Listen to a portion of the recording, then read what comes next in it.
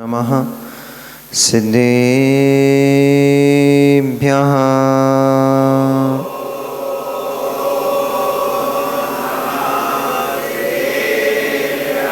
ॐ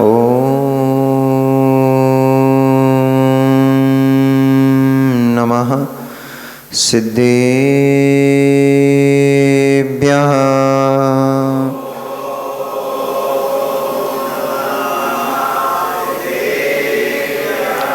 तव सिद्धे नय सिद्धे संयम सिद्धे चरित्र सिद्धया नणमिदंसणं मेया सिद्धे शिरसा नमस्सामि सिद्धं संपूर्णभव्यार्थं सिद्धे कारणमुत्तमं प्रशस्त दर्शन ज्ञान चारित्र प्रतिपादनम् सुरेन्द्रमुकुट श्लिष्ट पादपद्मांशुकेशरम् प्रणमामि महावीरं लोकत्रयीय मंगलम् नमो अरिहन्ताणं नमो सिद्धाणं नमो आयर्याणं नमो वज्रायाणं नमो लोये सव्यसाहूणम्। अनंत अनंत परम सिद्ध परमेष्ठी भगवान की देवाधिदेव 1008 श्री आदिनाथ भगवान की देवाधिदेव आत्मा शासन नायक भगवान महावीर स्वामी की आचार्य भगवंत कुंद कुंद देव की आचार्य भगवान श्री रविशरण स्वामी महामुनिराज की परम पूजनीय चरया श्रोमणी अध्यात्म योगी आचार्य गुरुदेव विशुद्ध सागर जी महामुनिराज की अहिंसामयी जैन धर्म की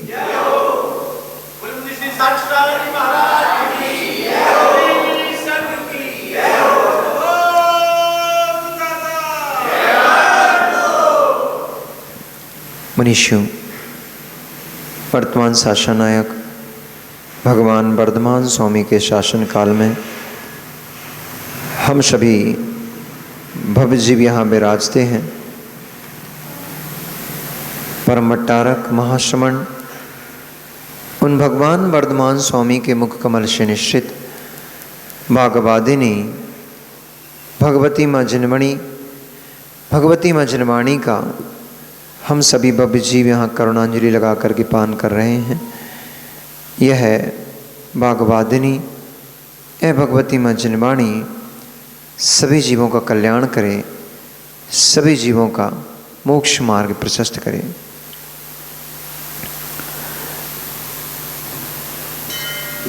भवितव्यता अलंघनीय होती है, इसलिए आचार्य भगवंत ने कहा अलंघ शक्तिर भवतव्यतेयम।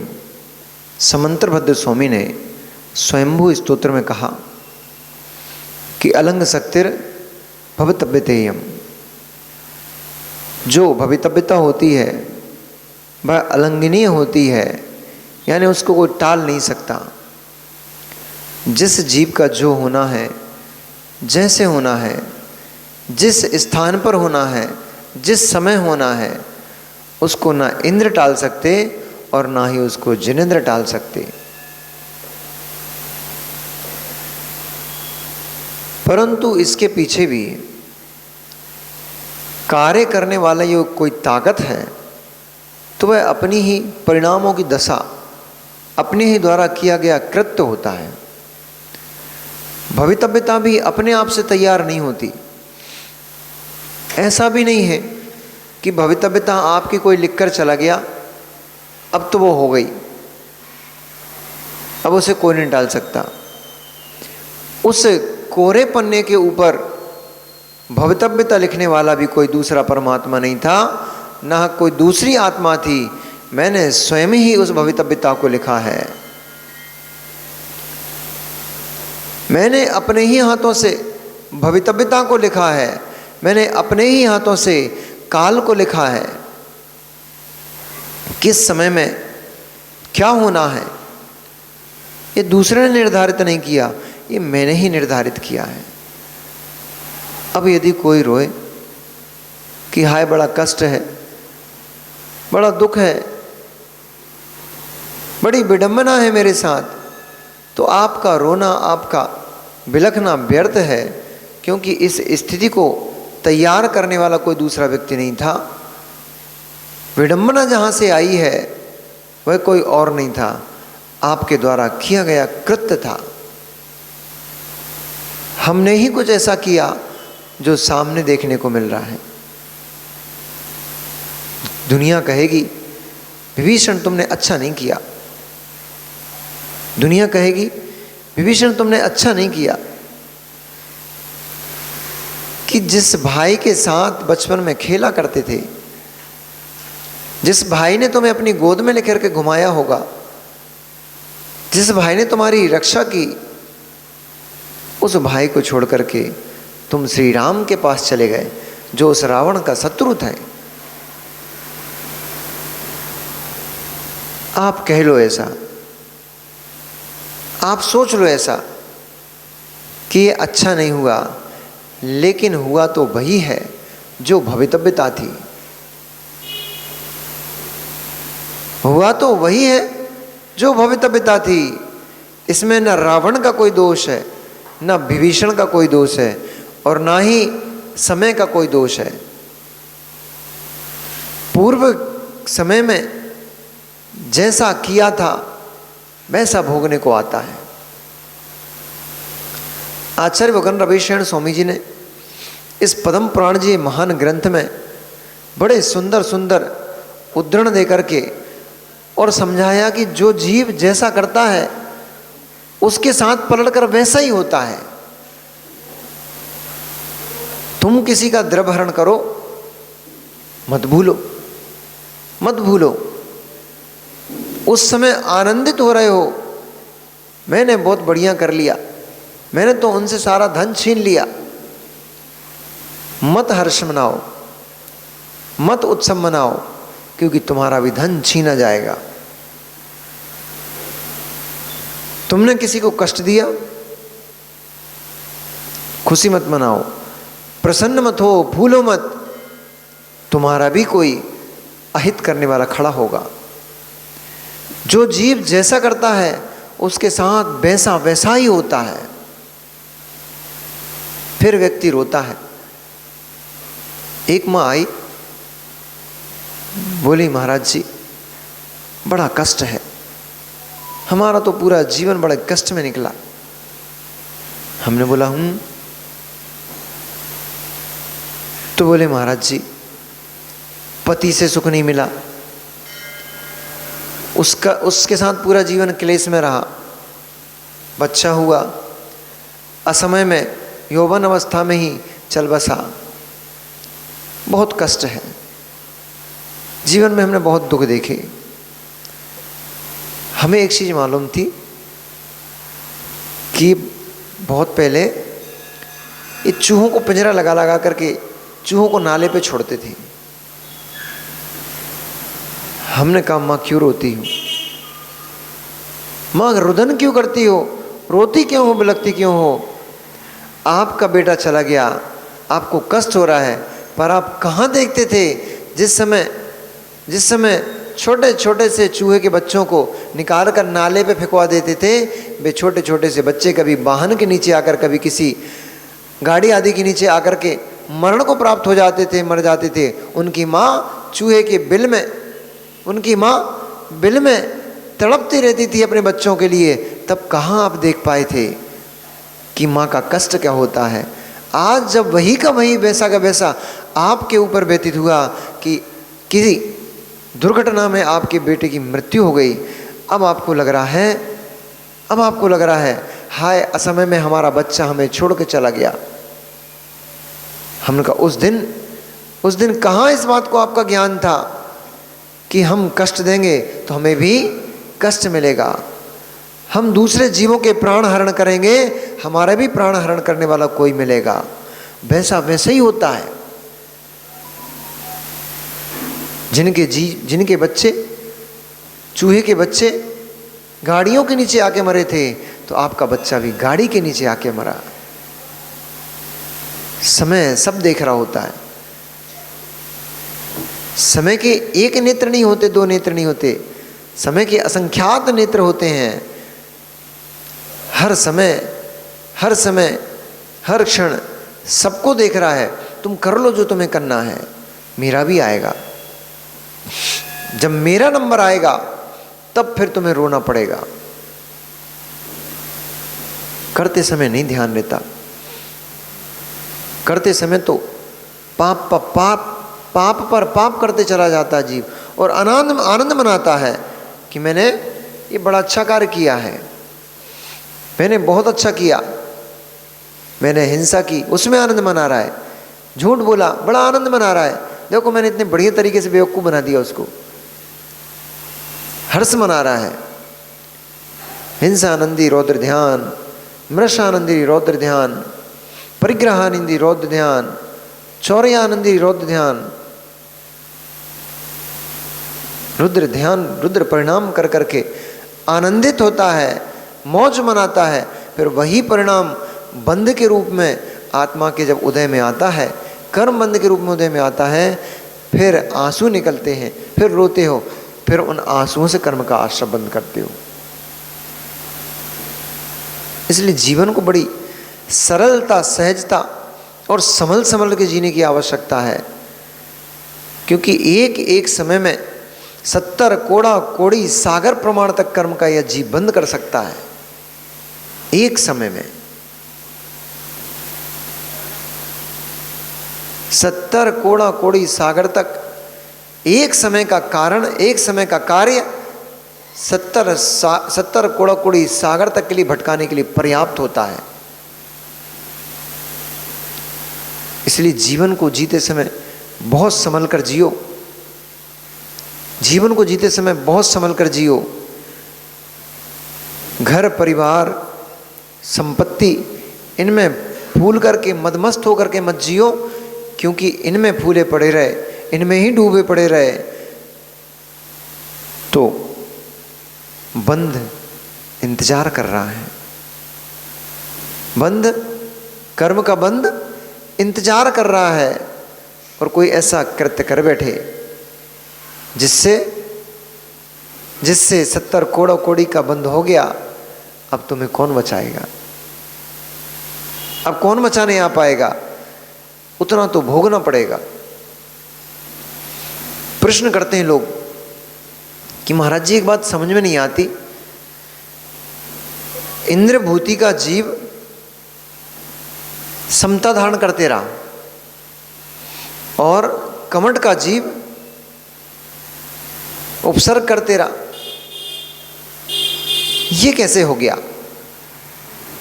एक जीव कषाय कर रहा था, वो भटकता रहता संसार में, पर जिस जीव ने समता धारण करी उसको तो कष्ट नहीं आना चाहिए था।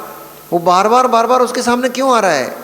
कषाय तो उसकी थी ना, जिसने सैकड़ों जन्म की आयु पहले से ही तैयार करके रखी हुई है, इतना कर्म पहले से ही तैयार करके रखा हुआ है, आयु नहीं, जिसने सैकड़ों जन्मों के लिए कर्मों की व्यवस्था पहले ही तैयार करके रखी है।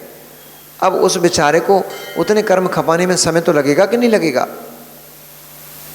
बांधते समय पता नहीं पड़ता, निर्जना के समय पता पड़ता है, उदय कर्मों के उदय के समय पता पड़ता है। एक दिन भूखे रहते हो, कष्ट होता है, तब जाकर कहीं इतनी सी निर्जरा होती है।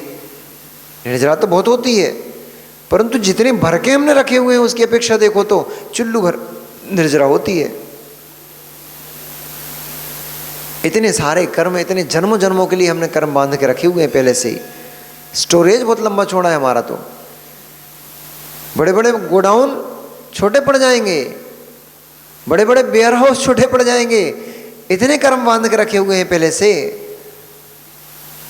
अभी भी बांधते रहे, अभी भी उनसे छुटकारा नहीं पा पाए, तो अब कौन सी पर्याय ऐसी आएगी जिस पर्याय में, अब कौन सी पर्याय का इंतजार कर रहे हो कि उस पर्याय में हम कुछ अच्छा करेंगे, उस पर्याय में हम जाकर के धर्म ध्यान करेंगे, उस पर्याय में हम जाकर के साधु बनेंगे, आरिकामा बनेंगे, तब जाकर के हम कर्मों की क्षपणा करेंगे। किसका इंतजार कर रहे हो? मनुष्य से बड़ा तो कुछ मिलने वाला है नहीं, क्षत्रिय कुल जैन कुल से पूरा तो कुछ मिलने वाला है नहीं, जिन धर्म का समागम से बड़ा तो कुछ मिलने वाला है नहीं, जिनेन्द्र मुद्राधारी ये मुनिराज निर्घन तपोधन से बड़ा जगत में कुछ मिलने वाला है नहीं। अब क्या चाहिए?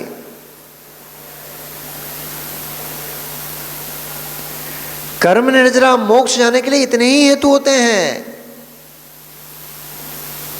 मोक्ष जाने के लिए, कर्म निर्जरा करने के लिए, संसार परिभ्रमण को शांत करने के लिए इतने ही हेतु होते हैं जितने आपके पास हैं। अब किसका इंतजार है? फिर हमारे कुछ जो भाई होते हैं वो कहेंगे समय आने पर हो जाएगा, समय आने पर हो जाएगा। समय इसी का नाम है मित्र, किसका इंतजार कर बैठे हो? इसी का नाम समय है, इसी का नाम काल लब्धि है। मनुष्य देह मिलना काल लब्धि, अंग भंग नहीं होना, सर्वांग सुंदर होना काल लब्धि, जैन कुल मिलना काल लब्धि, जिन धर्म के ऊपर श्रद्धा होना काल लब्धि, मुनिराजों का समागम मिलना काल लब्धि, अपने भाव धर्म धर्मात्माओं के विनय का होना काल लब्धि। अब और कौन सी काल लब्धि का इंतजार में हूं? बोले समय आएगा, काल लब्धि आएगी, हो जाएगा। अब कब आएगी? यही तो काल लब्धि है, अपने आप से नहीं आएगी। अब कुछ भी इस काल लब्धि का उपयोग करके अब जो करना है वो तुम्हें करना है। अब भी नहीं कर पाए, अब कोई काल लब्धि आने वाली नहीं। क्यों? जितनी काल लब्धियां थी सब मिल चुकी हैं, अब केवल एक काल लब्धि थी वो बचा है, पंचम काल है, चतुर्थ काल रूप काल लब्धि, वज्र वृषभ नारद सेना रूप काल लब्धि, वो कब ऐसे नहीं मिलेगी। इस काल लब्धि का जो उपयोग करेगा उसे वो काल लब्धि मिलेगी। इस पर्याय में जो तपस्या करेगा उसको वज्र वृषभ नारद सेनन मिलेगा। आपको क्या लगता है एक पर्याय से मोक्ष चले जाओगे क्या? अनंत अनंत असंख्यात असंख्यात नहीं, कितना क्या बोलते, अनादि काल से कर्मों का बंद किया है, इतनी भर भर के पोटलियां इकट्ठी करके रख ली हैं। अब वो एक दिन में चली जाएंगी क्या सब? एक दिन में कर्म निर्जरा कर लोगे क्या? तो फिर किसका इंतजार कर रहे हो? अरे यहां पुरुषार्थ करोगे, यहां मेहनत करोगे, यहां तपोगे, तब जाकर के चतुर्थ काल में जन्म होगा, तब जाके वज्र वृषभ नारद सेनन मिलेगा। आज का किया गया पुरुषार्थ संयम दिलाएगा। मां आम कब खाते हो? आम कब आते हैं आपके आगरा में? बैसाख के महीने में, गर्मियों में है, जेठ में, हाँ जेठ में सही, बैसाख में सही, गर्मियों में। आम कब खाते हो? गर्मियों में। तो गुठली गर्मियों में लगाते होगे हैं? गुठली कब लगाते हो? क्यों? आम तो बरसात में आते ही नहीं। आम तो गर्मी में आएंगे, बरसात में लगाओगे, फिर सर्दी आएगी, 4 महीने बरसात के निकलेंगे, फिर 4 महीने सर्दी के निकलेंगे, 1-2 महीने गर्मी के निकलेंगे, तब जाके फिर गर्मी के सीजन में आम आएगा। तो ऐसा कर लेना कि गर्मी का सीजन जैसे ही शुरू होने लग जाए, फरवरी मार्च शुरू हो जाए, तब गुठली गाड़ देना, अप्रैल में आम खाने मिल जाएंगे, मिल जाएंगे। इतना चतुर तो है ये श्रावक श्राविका हमारे, इतने तो चतुर हैं, इनको ये तो पता है कि गर्मी में आम खाने मिलते हैं, लेकिन बरसात में गुठली को गाड़ना पड़ता है, तो ये नहीं पता कि चौथे काल में मोक्ष जाता है जीव, परंतु पुरुषार्थ पंचम काल से ही करना पड़ेगा। गुठली यही गड़ाना पड़ेगी। गुठली अंकुरित होगी, उसमें पीका फूटेगा, फिर छोटा सा आम का पौधा निकलेगा, फिर उसके चारों ओर बाड़ी लगाना पड़ेगी, फिर पानी डालना पड़ेगा, उसकी रक्षा करना पड़ेगी, तब जाकर वो पेड़ बड़ा होगा। 3 साल 5 साल में वह पेड़ बड़ा होकर के फिर फलीभूत होगा, फिर मीठे मीठे स्वादिष्ट रसीले आम देगा। पर हाँ, रक्षा करना पड़ेगी, बाड़ी लगाना पड़ेगी, नहीं तो फिर बकरी चर गई तो। अरे ये वासना बहुत बड़ी बकरी है, कहीं से भी मुंह मार देती है। ये 5 इंद्रियों के विषय भोग रूपी बकरियां, जीव जंतु त्रियंच कहीं से भी मुंह मार देते हैं, पत्तियां तोड़ के ले जाते हैं। हमने देखा एक दिन जंगल गए थे, टीकमगढ़ में जब चातुर्मास चल रहा था, उस समय एक दिन जंगल गए, वहाँ पे बरसात में गुठली का पड़ी पड़ी पीक गई, उग आई, और लगभग वो 3-4 फीट का पेड़ हो गया। कितने दिन लग गए, कितने दिन लग गए आंसू? 1.5-2 महीने लग गया। 2 महीने में वो 4-1 फीट का पेड़ हो गया, अच्छे बढ़िया बढ़िया पत्ते हो गए उसमें, इतना मोटा हो गया। एक दिन गाय घुस गई, एक दिन गाय घुस गई, वो पेड़ को मुंडा कर गई, पेड़ को मुंडा कर गई, फिर नहीं पलक पाया वो, टहनी टूट गई उसकी, फिर नहीं पलका, फिर तो नष्ट हो गया। ऐसे ही माताओं, ऐसे ही आज आपने गुठली लगाई, थोड़ा संयम पाला, थोड़े नियमों को पाला, व्रतों को लिया, ये गुठली गड़ाई, उससे थोड़ा विशुद्धि का पीका फूट गया। पर जैसे ही विशुद्धि थोड़ी बढ़ने का समय आया था, 1-1.5 महीने हो पाए थे, वह अंगूठे के जितना मोटा हो पाया, वह विशुद्धि आपकी थोड़ी ही बढ़ पाई, थोड़ी ही पीक पाई। तभी कसायों की बकरियां घुस गईं, कसायों की गाय घुस गई, उसने जाकर के उसको तोड़ डाला, फिर वहीं के वहीं पहुंच गए। 4-5-6 दिन में आधा टूटा पेड़ पड़ा पड़ा सूख गया। दिने दिने, क्या बोला, दिने दिने, क्षणे क्षणे, प्रतिदिन प्रतिदिन, क्षण क्षण, हर क्षण अपने विशुद्ध परिणामों को संभालना पड़ेगा, तब जाकर के वो पंचम काल से मुक्ति मिलेगी, चतुर्थ काल मिलेगा। यहां नहीं संभाल पाए तो यहां से नीचे गिरोगे तो कहां जाओगे? 3 स्टेप पे तो हो ही, तीसरी स्टेप पे तो आप हो ही पहले से ही, देव, मनुष्य, त्रियंच, फिर नरक, तो दूसरी स्टेप पे तो आप वैसे ही हो। देव तो अभी हो नहीं, संयम नहीं पाला तो देव बन नहीं पाओगे, व्रतों को नहीं पाला तो देव बन नहीं पाओगे, विशुद्धि को नहीं संभाला तो देव बन नहीं पाओगे। अब बचे 2, मनुष्य और त्रियंच। बनना है क्या? बनना है क्या? अपने आप को मिथ्या दृष्टि मानते हो क्या? मिथ्या दृष्टि मनुष्य से मनुष्य बनते हैं, और मनुष्य बनने के लिए भी स्वभाव मार्दवम च सूत्र नहीं पता क्या? स्वभाव, इसलिए तो हमने बोला विशुद्धि नहीं बना पा रहे हो तो मनुष्य भी नहीं बन पाता जीव। स्वभाव में मृदुता आएगी तो मनुष्य बनेगा।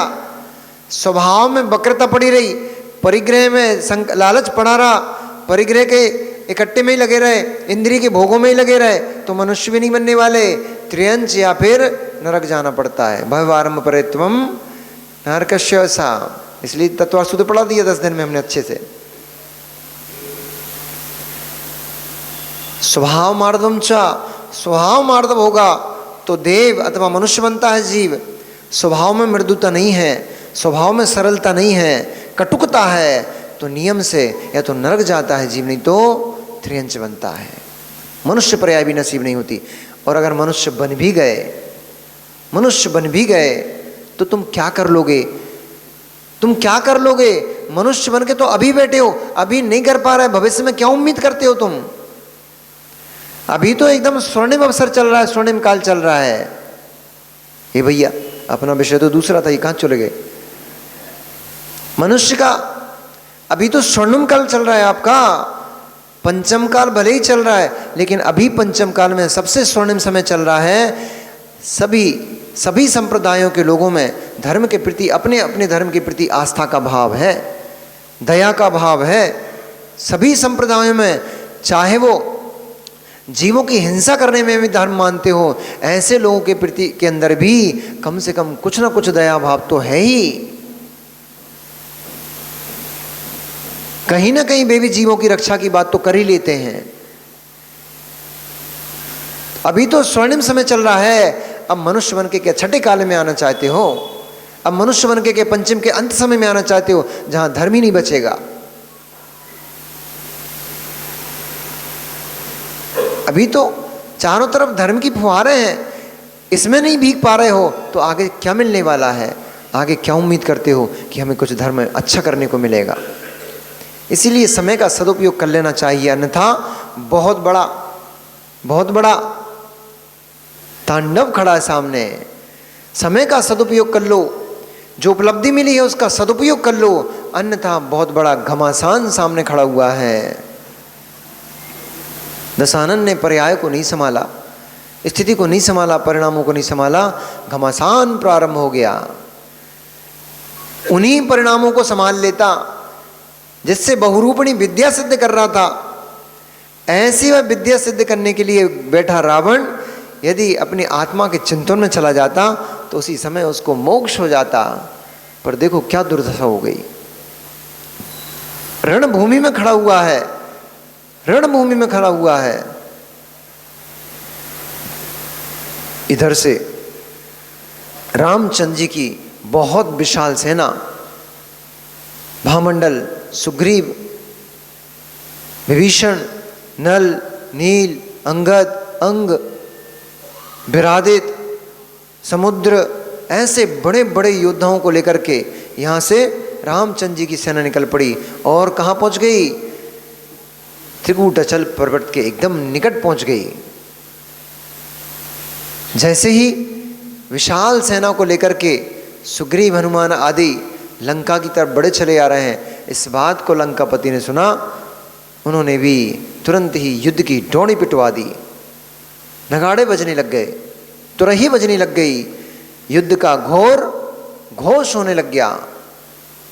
उस घोष को जैसे ही रावण के सामंतों ने सुना, तुरंत ही जो जिस अवस्था में था वह उसी अवस्था में अपने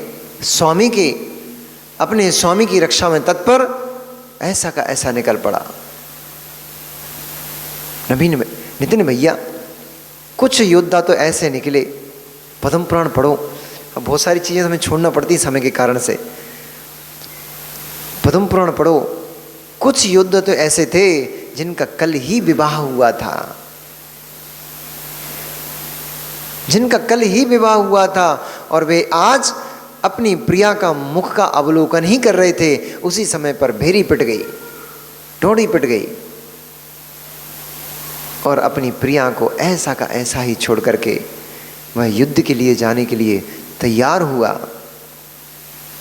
उसकी पत्नी कहती है, स्वामी, मुझे आपका समागम ही प्राप्त नहीं हो पाया, परंतु मुझे हर्ष है कि आप अपने देश, अपने राजा की रक्षा के लिए युद्ध भूमि के लिए जा रहे हो। मेरा बस एक ही निवेदन है, अन्यथा मैं आपका कभी मुख नहीं देखूंगी। आप जैसे मुझे यहाँ छोड़कर जा रहे हो, मेरे मुख की कांति को हरण करके लेके जा रहे हो, तैसे अपने मुख की कांति का हरण करके युद्ध भूमि से भाग के मत आना।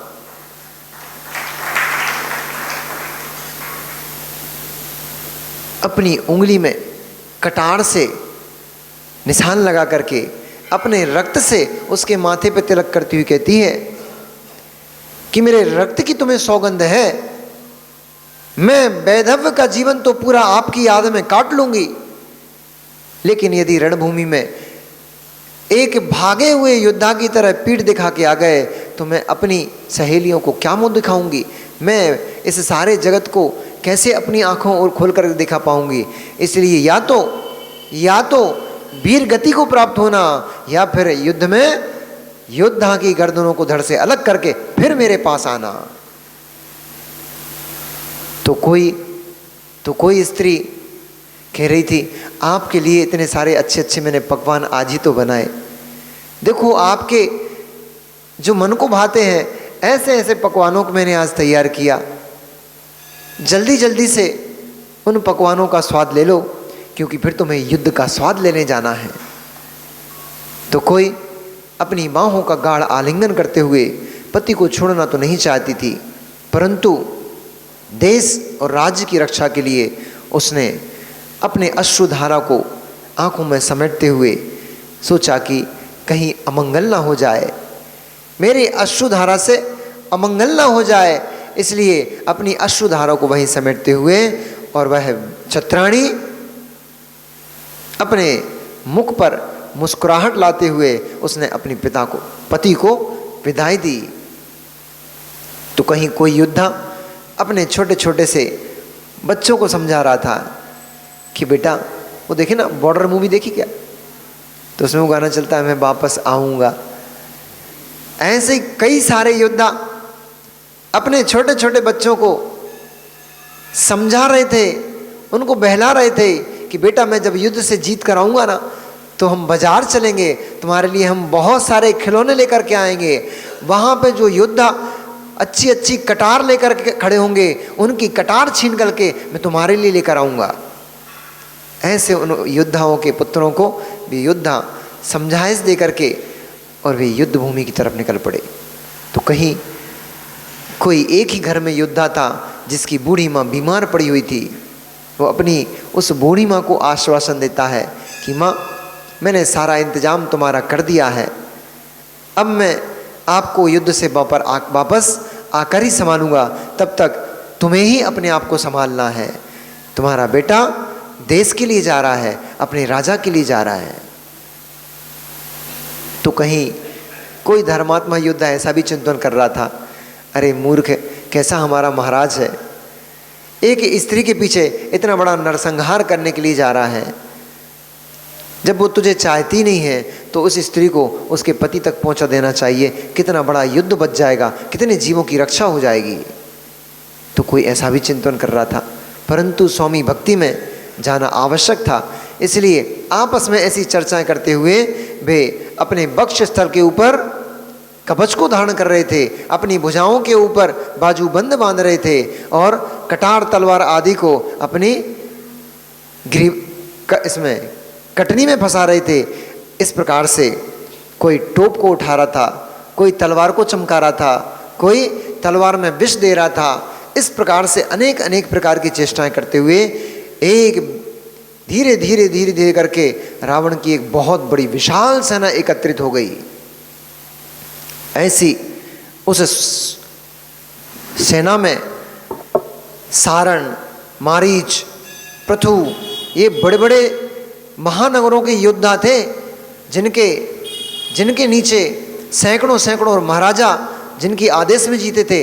ऐसे बड़े बड़े सुभट सारण, मारीच, पृथु, चंद्र, शुक्र, वज्राक्ष, सुंद, निकुंभ, खरनाद, ऐसे ऐसे बड़े बड़े महान सुभट योद्धा अपने परिवार, पत्नी, राज्य सभी को छोड़ छोड़ करके और रावण के साथ उस सेना में शामिल हो गए। वह दशानन की सेना ऐसी प्रतीत होती थी जैसे एक क्षुभित समुद्र ही तूफान की लहरों को उठा करके चला आ रहा है। ऐसे योद्धाओं का रावण ने अस्त्र शस्त्र, कवच, टोप आदि के द्वारा सम्मान किया, उनके माथे पर अपने हाथों से तिलक किया और सभी योद्धाओं के साथ में स्वयं रावण भी अस्त्र शस्त्र से सुसज्जित होकर के अपने पुष्पक विमान पर बैठ करके और रणभूमि की तरफ बढ़ चला। आगे पूरी सेना का नेतृत्व करते हुए कुंभकर्ण, भानुकर्ण, इंद्रजीत, मेघबान और स्वयं दशानन रावण, ऐसे बड़े बड़े महान सुवट योद्धाओं के साथ वे रणभूमि की तरफ निकल पड़े। शीघ्र ही उस 20 योजन की भूमि में वे पहुंचे जहां दोनों सेनाओं का घमासान होने वाला था, बहुत भयंकर युद्ध होने वाला था। 20 योजन की नहीं, 20 योजन चौड़ी भूमि थी और लंबाई तो देखने में नहीं आती थी।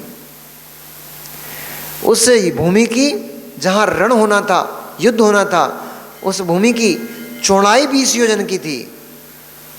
और भूमि आदि का जो नाप होता है वो महायोजन से होता है। समुद्र,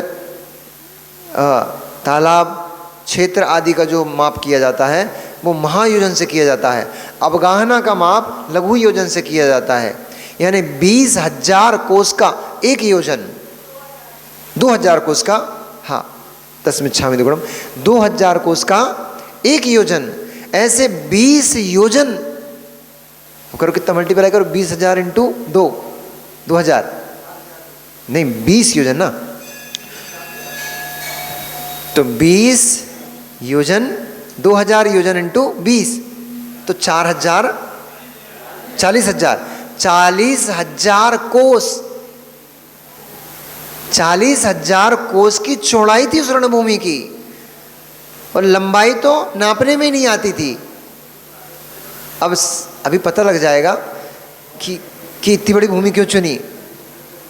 अभी पता लग जाए इतनी बड़ी क्यों चुनी, क्योंकि वह जो रावण अपने महल से जब बाहर निकला उसके साथ 4,000 अक्षौणी सेना थी। एक अक्षौणी सेना में, गिनाता हूं क्या क्या होता है, एक अक्षौणी सेना में 21,870 रथ होते हैं। एक अक्षौणी में 21,870 रथ दिया है पद्म पुराण में। 21,870 हाथी होते हैं, 65,610 घोड़े होते हैं, 1,09,350 पदाती सैनिक होते हैं, पैदल चलने वाले सैनिक। ये एक अक्षौणी सेना का प्रमाण है। ऐसी 4,000 अक्षौणी सेना को लेकर के दशानन युद्ध के लिए निकला था। अब इतनी बड़ी सेना इधर की है, फिर वहाँ की भी इतनी लगभग है, थोड़ी कम है वहाँ की, लगभग इतनी सेना, 1,000 से अधिक अक्षौणी सेना भामंडल के पास थी, 1,000 अक्षौणी सेना सुग्रीव के पास थी, हनुमान के पास इतनी सेना थी, 30 अक्षौणी सेना विभीषण के पास थी, नल के पास, नील के पास, अंगद के पास, विरादित के पास, शुक्र के पास, समुद्र के पास। ऐसे वहाँ पर भी बड़े बड़े योद्धा थे वानरवंशी, उनके पास भी कई कई अक्षौणी सेना हो गई थी। ऐसी एक तरफ 4,000 अक्षौणी सेना, तो लगभग दूसरी तरफ भी इतनी सेना खड़ी थी। अब इतनी अरबों खरबों। आचार्य भगवंत रविशरण स्वामी ने लिखा है कि 4,45,00,000 तो युवा सैनिक, युवा योद्धा निकले थे उसमें। जो महायुद्ध होने वाला था, उस महायुद्ध में 4,45,00,000 तो युवा योद्धा थे। हाँ? 2 आगरा चले गए। 2 आगरा के बराबर तो केवल युवा युद्ध कर रहे थे वहां पर। शेष कितनी सेना होगी, शेष वृद्ध अधेड़ कितने होंगे, उनकी तो काउंटिंग नहीं की है। ऐसे महाभयानक युद्ध का जो दृश्य था वह देवों को भी कंपायमान कर रहा था। देवता अपने भोगों को छोड़ करके आकाश में खड़े होकर के उस युद्ध भूमि को देख रहे थे, अब क्या होने वाला है। अरे मित्र, एक स्त्री के पीछे क्या होने वाला है। आपको लग रहा होगा कि कैसी पागलपंती करी रावण ने, नहीं लग रहा? नहीं लग रहा आप लोगों को? हाँ, आप लोगों को नहीं लग रहा कि एक स्त्री के पीछे इतनी आसक्ति, अपनी मानकशा इतनी बड़ी कि असंख्यात योद्धा नष्ट होने वाले हैं रणभूमि में। अभी वृत्तांत आएगा, पूरी रणभूमि ऐसी हो गई थी, वहाँ रक्त की नदियाँ बह गई थी। कटे हुए शरीर तो इतने थे, कटी हो जाए भुजाएं तो इतनी थी, जिनको गिन पाना समेट पाना असंभव था। ऐसा वह महाभयंकर युद्ध, जैसे ही दोनों सेनाएं आमने सामने हुई, आपको नहीं लग रहा इतना बड़ा नरसंहार केवल एक स्त्री के पीछे? नहीं लग रहा? लग रहा है। आप भी तो ब्याह के लाए हो एक को, आप भी तो एक को ब्याह के लाए हो। इसके पीछे कितनी हिंसा करना प्रारंभ हो गई तुम्हारी। वो तो बड़े बड़े हैं मित्र, इसलिए दिखाई दे रहे हैं। वो तो नर हैं, हस्ती हैं, घोड़े हैं, पदाती हैं, इसलिए दिखाई दे रहे हैं। स्नान करने मात्र में कितने जीव मार डालते हो, भोजन बनाने में कितने जीव मार डालते हो, भोगों को भोगते समय कितने जीव मार डालते। एक बार की वासना के समन में 9 करोड़ों जीवों की हिंसा होती है। तुमने कितने मार डाले अब तक? एक स्त्री के राग में तो हुआ ये भी। रावण का तो लग रहा है, दशानन का तो लग रहा है कि एक स्त्री के पीछे कितना बड़ा तांडव करा डाला, कितने योद्धाओं को मार डाला। वे जीव नहीं है क्या? बेजीव जीव नहीं है क्या? दुकान में धन कमाने के पीछे कितने जीवों को मार डालते हो, बेजीव जीव नहीं है क्या? घर की व्यवस्थाओं को चलाने में अभी दीपावली आएगी, कितने जाले टूटेंगे, कितनी बामियां मिटेंगी, कितने घुन मिटेंगे, और कितने वो लकड़ी में क्या लग जाता है, दीमक, कितनी दीमक नष्ट हो जाएगी, कितने जीव जलेंगे, कितने जीव जलेंगे। अरे कम से कम इतना ही नियम कर लो, कम से कम शावक होकर के इतना ही नियम कर लो। अब दीपावली की तुम्हें साफ सफाई तो करना पड़ती, क्योंकि वो बहाना ही होता है।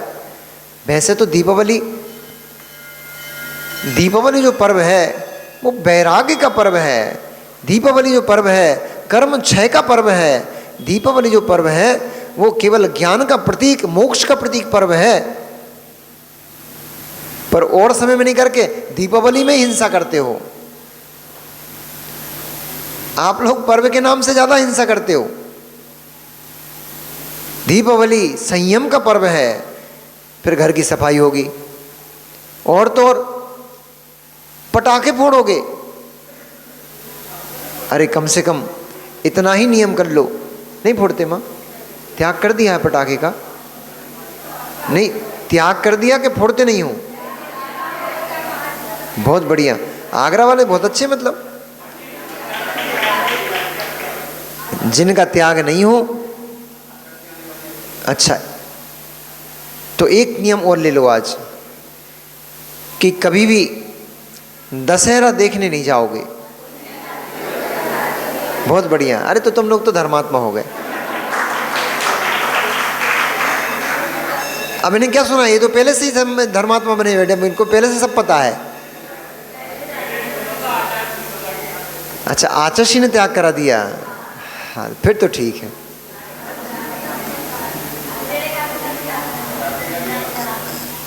इसलिए चलो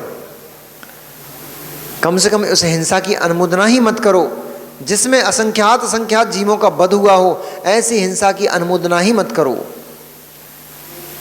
ना दशहरे जलाओ। जिसने जो किया वो तो अपने कर्म को, फल को भोगता ही है। प्रारंभी मैंने यहाँ से किया था, जो जैसा करता है उसके साथ वैसा ही होता है। उसने पर स्त्री के ऊपर आसक्त होकर के दूसरे जीवों का घात किया, तो वो तो बेचारा कर्मों के भार से नरकों में दूसरे नारकियों से पिट ही रहा है। यहाँ पिटा, अब नरक में जाके पिट रहा है। उसका दंड तो उसको मिल रहा है। तुम पुतला जला करके एक पंच निर्जीव की हिंसा का पाप क्यों कमाते हो? पुतला ही जलाना है तो अपनी कुरीतियों, कुपरंपराओं और कुभावों का पुतला जलाओ। रावण जैसे जो हमारे परिणाम हैं उन रावण जैसे परिणामों का दहन करो। यही रावण दहन का उद्देश्य है। इसका नाम रावण दहन है। हम किसी की पत्नी को कभी बुरी दृष्टि से नहीं देखेंगे, इसका नाम रावण दहन है। हम किसी की पत्नी के साथ गलत व्यभिचार आदि भोग नहीं भोगेंगे, गलत कार्य नहीं करेंगे, ऐसा नियम कर लेना, यही रावण दहन है, पुतला दहन है।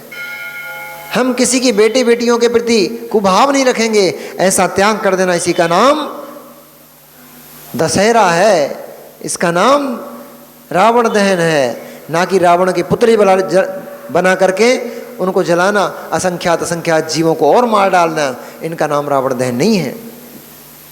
ऐसी वह अक्षौणी सेना जैसे ही एक दूसरे के सामने आई, आते ही सबसे पहले शंखनाद हुआ, तुरही का नाद हुआ, और जैसे ही शंखनाद हुआ, विभीषण ने पुनः एक बार चेतावनी देते हुए रावण को कहा, दशानन अभी भी कुछ नहीं बिगड़ा है, अभी भी सब कुछ ठीक है, जिद छोड़ और राम की शरण को प्राप्त हो जा, इतना बड़ा नरसंहार बच जाएगा।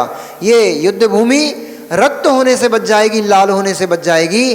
कितनी माताएं अपने ललनों को पुनः अपनी गोद में देखेंगी, कितनी पत्नियां विधवा होने से बच जाएंगी, कितने बच्चे अनाथ होने से बच जाएंगे। इस महासंग्राम को विराम दे दे रावण, अभी भी सीता को राम को वापस कर दे। रावण ने कहा, भगोड़े, घर से भागा हुआ तू मुझे धर्म का उपदेश देता है? अरे रणभूमि में आया योद्धा क्षमा के लिए नहीं आता है, या तो शीश निकालता है या फिर शीश निकलवाता है। इसलिए बातों का समय नहीं है, ये अपना पौरुष बल दिखाने का समय है। ऐसा सुनते ही तुरही का जोरदार शब्द हुआ, शंख की ध्वनि फूकी, और जैसे ही शंख की ध्वनि हुई तैसे ही यहाँ से हस्त और प्रहस्त दोनों बड़ी बड़ी विशाल सेनाओं को लेकर के रणभूमि में कूद पड़े। दोनों सेनाओं के बीच में घमासान हो गया, और अग्नि जैसे सूखे ईंधन को झरझर करके जला देती है, ऐसे ही हस्त और प्रहस्त दोनों महायोद्धाओं ने वानर वंशियों की सेना को तहस नहस कर डाला। दोनों योद्धा ऐसे टूट पड़े जैसे आंधी धूल पत्थर आदि को उड़ाने में समर्थ होती है, ऐसे ही आंधी के समान वे वानर वंशी सेना के ऊपर टूट पड़े, उनकी सेना को तहस नहस करने लग गए। इस दृश्य को देख करके और शीघ्र ही नल नील ने सेना को क्षुभित होते देखा, सेना को भयभीत होते देखा। तुरंत ही नल नील अपनी सेना के साथ उस रण में कूद पड़े, विमान के ऊपर बैठे, रथ के ऊपर, और अस्त्र शस्त्र को लेकर के वे नल नील राक्षस वंशियों की सेना की तरफ कूद पड़े। और जैसे ही नल नील का प्रवेश सेना में हुआ, सेना का उत्साह तुरंत और बढ़ गया, और वह सेना जो कंपित होने लग गई थी पुनः अपने शरीर को संभाला, पुनः अपने अस्त्र शस्त्र को संभाला, और पुनः रावण की सेना के ऊपर टूट पड़े, हस्त प्रहस्त की सेना के ऊपर टूट पड़े। और इस प्रकार से उन दोनों हस्त प्रहस्त नल नील इनके बीच में घमासान हुआ, तीर पर तीर, भालों पर भाला, गदाओं से बार, इस प्रकार से नाना प्रकार से युद्ध हुआ। बहुत देर तक जब युद्ध चलता रहा, तब नल नील ने हस्त प्रहस्त दोनों योद्धाओं को रास्ते से साफ कर दिया।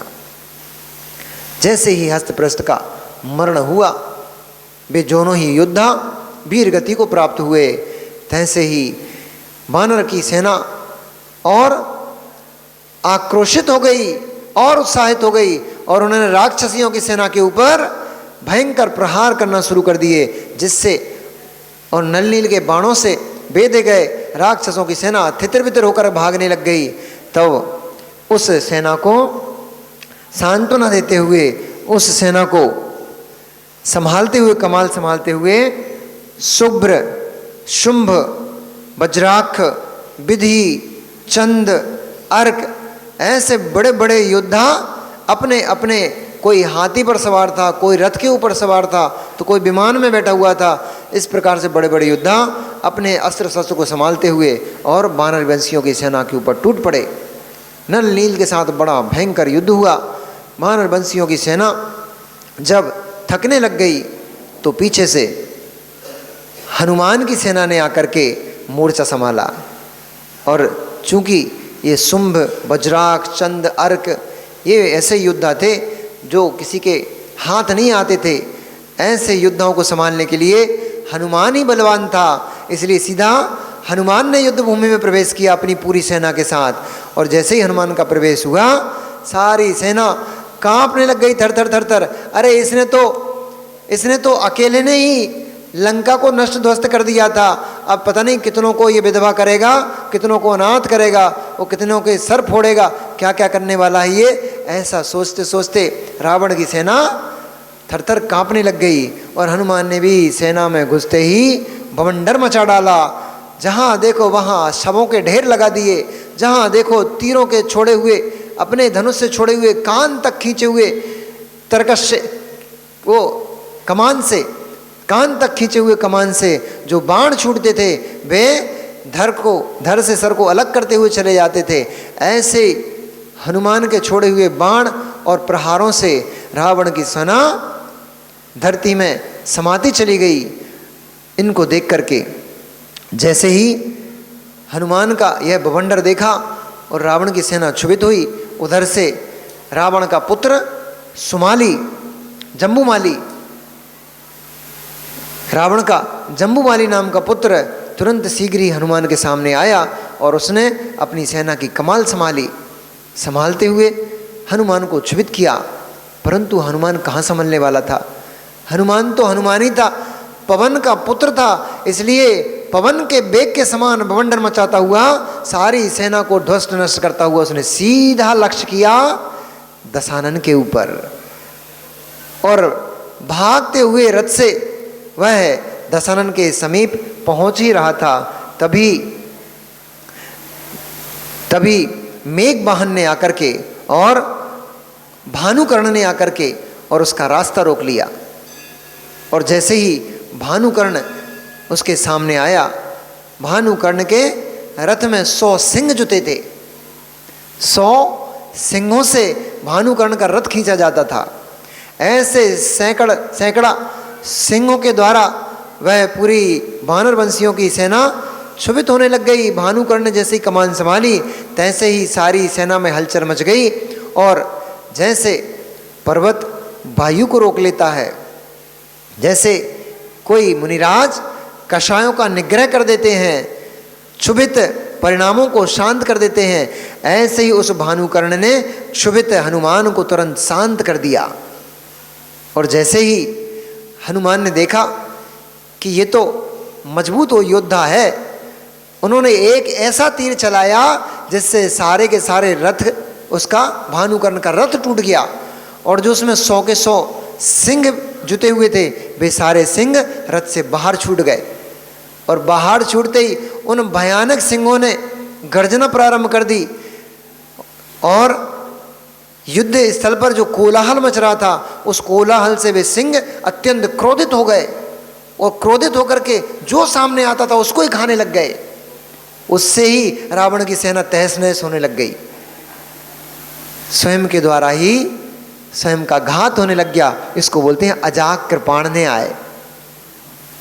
अपने ही द्वारा अपना ही घात हो जाता है। जैसे कोई कसाई बकरा को लेके जा रहा था पर उसके पास अस्त्र नहीं था, छुरी नहीं थी उसको मारने के लिए, तो बेचारे की रक्षा हो रही थी बकरे की, वो उसको मार नहीं पा रहा था। उसने सोचा थोड़ी दूर ले जाकर के इसको छोड़ देता हूँ। लेकिन बकरे की आदत होती है जहाँ खड़ा होता वहीं पैर चलाने लगता है। बकरे ने पैर चलाया, भूमि में से छुरी निकल आई और उसी छुरी से कसाई ने उसका घात कर दिया। ऐसे ही अपने ही द्वारा अपने ही घात कर लेना, अपना ही घात हो जाना, इसको बोलते हैं अजाक कृपाण ने आए। अजाक ने स्वयं ही कृपाण को निकाल के दे दिया, ले भैया इससे हमारा घात कर दे। ऐसे ही स्वयं के द्वारा पाले गए 100 सिंहों से रावण की सेना खाई जाने लग गई, क्षोभ को प्राप्त हो गई, अपने प्राण बचा बचा करके सैनिक इधर उधर भागने लग गए। ऐसा दृश्य देखकर कुंभकर्ण, भानुकर्ण अत्यंत क्रुद्ध हुआ और उसने रावण की रक्षा करते हुए दूसरे रथ का सहारा लिया और कानों तक खींचे गए बाणों से उसने पूरे भूमंडल को, पूरे आकाश को आच्छादित कर दिया। हनुमान को वहीं रोक दिया, आगे नहीं बढ़ने दिया। इधर दोनों के बीच में घमासान युद्ध हो रहा था। उधर जब हनुमान भानुकर्ण के ऊपर भारी पड़ने लग गया तो फिर नहीं, अभी एक खेल बाकी बचा। भानुकर्ण ने जो निद्रा विद्या सिद्ध की थी, भानुकर्ण जब हनुमान भानुकर्ण के से जीता नहीं जा रहा था तो उसने विद्या का प्रयोग किया। उसने निद्रा नाम की विद्या होती है उसको प्रसारित कर दिया और जितने योद्धा युद्ध लड़ रहे थे वे सारे के सारे योद्धा अभी बीच में, हाँ, तो सारे के सारे योद्धाओं को नींद आने लग गई, झोंके खाने लग गए। वो हनुमान की पूरी सेना नींद के झोंकों से, तो झोंके आने से उनके अस्त्र शस्त्र गिरने लग गए, उनके शरीर लुंज पड़ गए। इस कारण से रावण की सेना बहुत भारी हो गई और सोते हुए, झपकी लेते हुए उन योद्धाओं के ऊपर प्रहार कर करके उन्होंने पूरी सेना का साफ सफाया करने लग गए। ऐसी अवस्था को देखकर तुरंत ही सुग्रीव ने कमान संभाली और सुग्रीव रणभूमि में उतरा अपनी अक्षौहिणी सेना को लेकर के, और उसने प्रतिबोधिनी नाम की विद्या का प्रसार किया और प्रतिबोधिनी विद्या को जैसे ही उसने फैलाया सबको वापस से प्रतिबोध हो गया, वापस से सब सचेत हो गए, सबकी नींद भाग गई और जो निद्रा विद्या थी वह निद्रा विद्या पलायन को प्राप्त हो गई। तो जैसे ही प्रतिबोधिनी विद्या आई वैसे ही हनुमान पुनः सचेत हो गए और जब तक हनुमान सचेत हुए तब तक अभी कुछ नहीं हुआ। जब तक हनुमान सचेत हुए तब तक क्या हुआ? आज का युद्ध का अभी विराम नहीं हुआ, युद्ध तो अब प्रारंभ हुआ है। अब बड़े बड़े योद्धा अंदर प्रवेश करने वाले, बड़े चमत्कार होने वाले, कुछ कॉमेडी भी होने वाली है। नलनील अंगद यहाँ पर कुछ कॉमेडी करेंगे बढ़िया वाली। तो क्या कॉमेडी करेंगे और युद्ध में कॉमेडी का क्या काम होने वाला है, बड़ा मजा आने वाला है। देखते हैं कल क्या होता है। नमो रियंताणम, नमो सिद्धाणम, नमो आर्याणम, नमो ज्ञानम, नमो लोय सब साहुडम।